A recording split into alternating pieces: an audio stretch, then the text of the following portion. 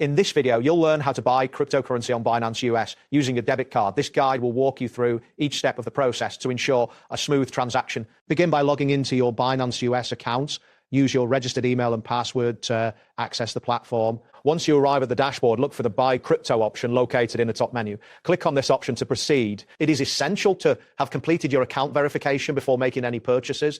If your identity has not been verified, you will need to complete the Know Your Customer process, as debit card purchases require. Make sure to remain on the purchase screen before moving on. Next, you will need to enter your purchase details. From the drop-down list, select the cryptocurrency you wish to buy. You can either specify the amount in USD that you want to spend or indicate the amount of cryptocurrency you would like to receive.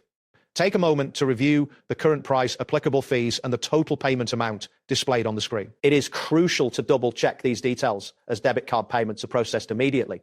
If everything appears correct, you can move forward to the payment stage. After verifying your purchase details, you will need to add your debit card information.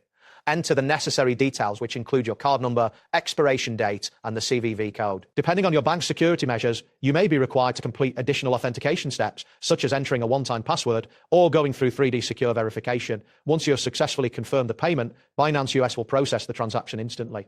To confirm that the crypto key has been credited to your account, navigate to your spot wallet. You can verify the transaction by checking your transaction history if you require a receipt or a record of the confirmation. Ensure that you have a stable internet connection throughout this process, as network issues may affect the transaction. That wraps up today's guide. Thanks for watching, and catch you in the next tutorial.